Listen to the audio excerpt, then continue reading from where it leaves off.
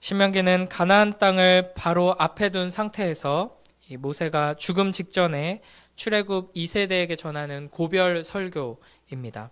이 마지막 유언과 같은 세 편의 설교로 이 신명기가 구성되어 있습니다. 오늘 본문은 이스라엘 백성을 향한 모세의 이 첫 번째 설교의 마무리입니다. 첫 번째 설교의 요지는 그 땅에 들어가서 절대 우상을 숭배하지 말고 하나님의 말씀을 항상 기억하며 잘 듣고 순종하라 하는 것입니다.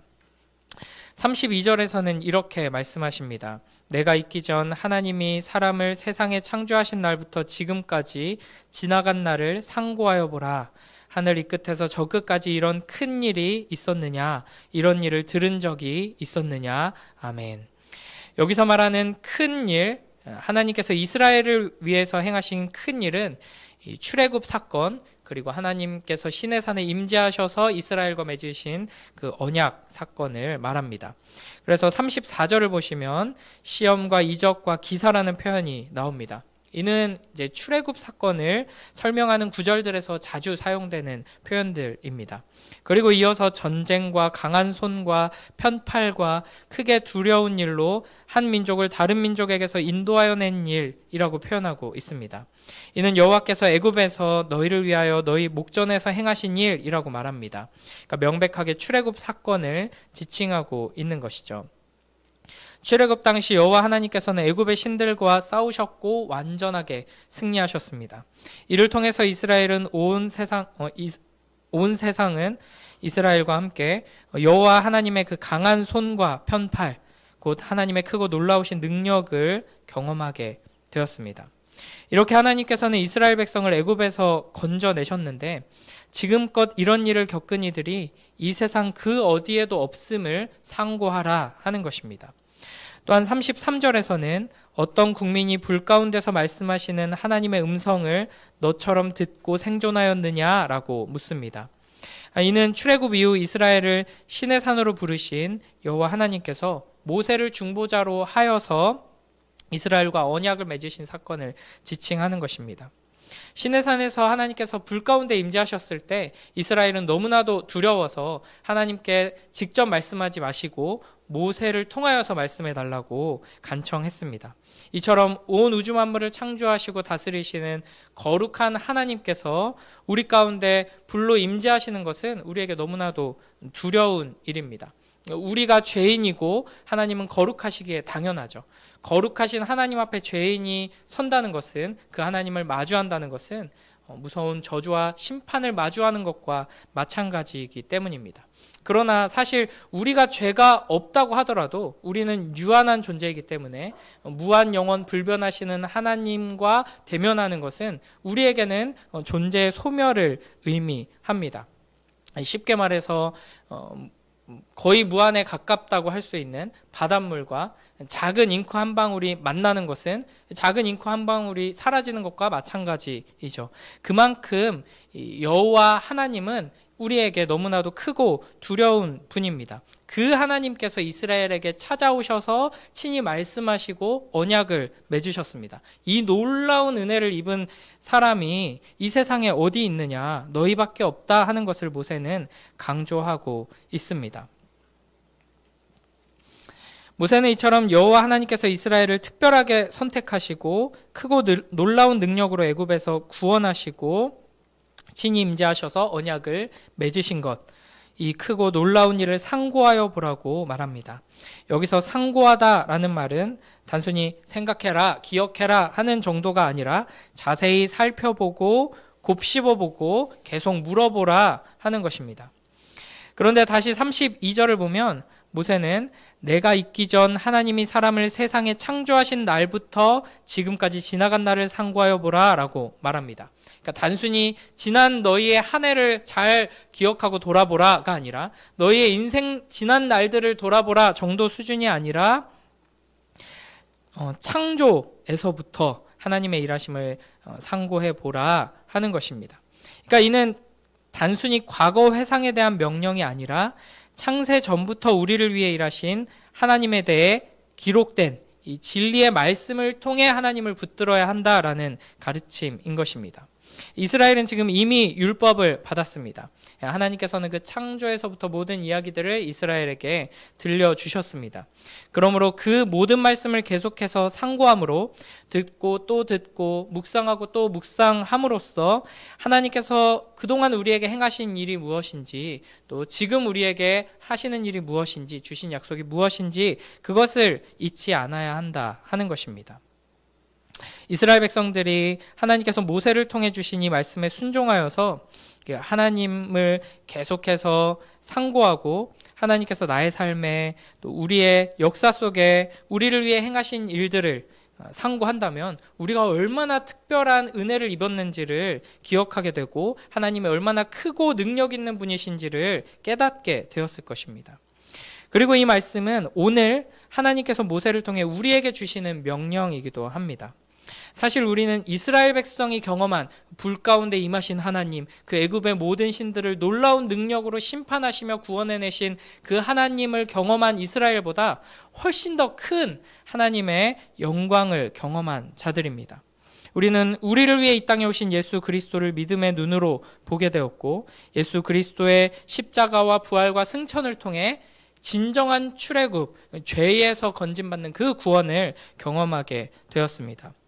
이스라엘 백성들은 성막 가운데 임재하신 하나님을 경험할 뿐이었지만 우리는 그들이 감히 상상조차 하지 못했던 성령 하나님께서 친히 우리 안에 우리를 집으로 삼아 임재하시는 은혜와 놀라운 특권을 누리고 있습니다. 그러므로 우리는 이 말씀을 계속해서 상고하며 하나님께서 우리에게 행하신 큰 일이 얼마나 영광스럽고 놀라운 것인지를 잊지 말아야 하는 것입니다. 하나님께서 우리에게 베푸신 은혜가 얼마나 큰지 또 지금 우리에게 베풀고 계시는 그 하나님의 능력이 얼마나 위대한지를 매일매일 말씀 가운데 깨닫고 우리의 삶 속에서 누리며 살아가는 복된 우리 모두가 되길 축복합니다. 이어서 35절부터 38절에서는 이렇게 하나님의 큰 일을 상고해야 하는 이유가 무엇인가 말씀하십니다. 35절에서는 이것을 내게 나타내심은 여호와는 하나님이시요 그 외에는 다른 신이 없음을 내게 알게 하려 하심이니라 라고 말씀하십니다. 지금 이스라엘 백성들 이 출애굽 2세대는 온갖 우상으로 가득한 가나안 땅을 눈앞에 두고 이 설교를 듣고 있습니다.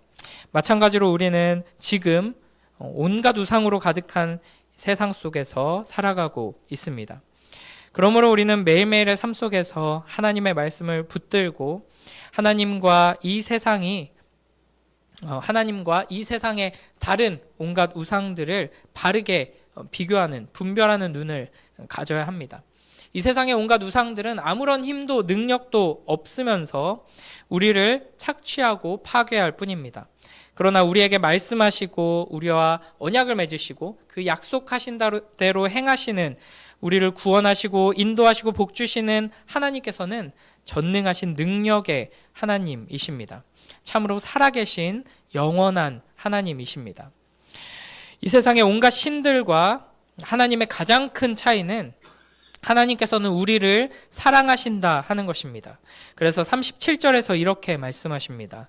여호와께서 내 조상들을 사랑하신 고로 그 후손인 너를 택하시고 큰 권능으로 친히 인도하여 애굽에서 나오게 하시며. 아멘. 그러니까 이 세상의 그 어떤 우상들도 우리를 사랑해서 우리에게 자신을 내어주지 않습니다. 우리를 사랑하기 때문에 무언가를 요구하지 않습니다. 그러나 하나님께서는 우리를 사랑해서 우리를 선택하시고 구원하셨다 하는 것입니다. 그러니까 하나님께서 우리에게 행하신 이 구원의 역사가 너무나도 크고 놀라운데 하나님 왜 나에게 이런 구원을 베푸시고 왜 은혜를 주시나요? 라고 물어본다면 우리가 들을 수 있는 대답은 네가 이런 걸 했기 때문에 혹은 네가 이런 걸 할 가능성이 있기 때문에 라는 대답을 들을 수 없습니다. 하나님의 대답은 딱 하나, 내가 널 사랑하니까 입니다. 이 말은 이유가 없다는 겁니다. 우리 편에서는 이유를 하나도 찾을 수 없다는 것이죠. 하나님은 사랑이시기에 하나님께서 사랑하겠다고 작정하셨기에 사랑하시는 거고 약속하셨기에 행하시는 것입니다. 이것이 이 세상 사람들이 섬기는 온갖 우상들과 여호와 하나님의 가장 결정적인 차이라고 할 수 있습니다. 이렇게 우리는 하나님께 무한한 사랑을 받았음에도 불구하고 이 세상 속에서 우리를 착취하고 파괴하는 우상의 마음을 빼앗길 때가 참 많이 있습니다.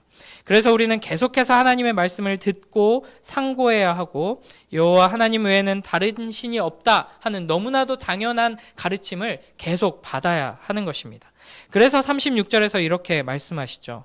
여호와께서 너를 교훈하시려고 하늘에서부터 그의 음성을 내게 듣게 하시며 땅에서는 그의 큰 불을 내게 보이시고 내가 불 가운데서 나오는 그의 말씀을 듣게 하셨느니라. 하나님께서는 계속해서 말씀하심으로 듣게 하십니다. 그 이유가 뭐냐면 훈계하기 위함입니다. 여기서 훈계라는 단어는 잘못에 대해 교정해주고 큰 잘못에 대해 징계를 내리기도 하는 행위를 나타내는 단어입니다. 그러니까 아버지가 아직 미숙하고 어린 자녀를 이제 양육하는데 때로는 강하게 훈육하기도 하고 타이르기도 하고 하면서 가르치는 모습을 나타내는 단어입니다. 매일매일 우리를 사랑하셔서 우리를 훈계하시고 바른 길로 인도하시려는 그 아버지의 음성에 귀 기울이며 그 사랑 안에 거하고 그 사랑 안에서 자라나는 복된 우리 모두가 되길 축복합니다. 하나님께서는 이스라엘을 사랑하셔서 그들 앞에 있는 강대한 여러 민족들을 쫓아내시고 약속하신 땅으로 인도하려 하십니다. 그러므로 이 사랑을 받은 우리는 하늘이나 땅에나 여호와 하나님과 같은 분이 없다 하는 것을 항상 기억하며 하나님의 말씀에 순종해야 할 것입니다. 그래서 이제 39절, 40절 이게 이제 첫 번째 설교의 결론에 해당하는 말씀인데요. 이렇게 말씀하십니다. 우리 39절, 40절 함께 읽어보겠습니다. 시작. 그런즉 너는 오늘 위로 하늘에나 아래로 땅에 오직 여호와는 하나님이시요 다른 신이 없는 줄을 알아 명심하고 오늘 내가 내게 명령하는 여호와의 규례와 명령을 지키라. 너와 내 후손이 복을 받아 내 하나님 여호와께서 내게 주시는 땅에서 한없이 오래 살리라. 아멘.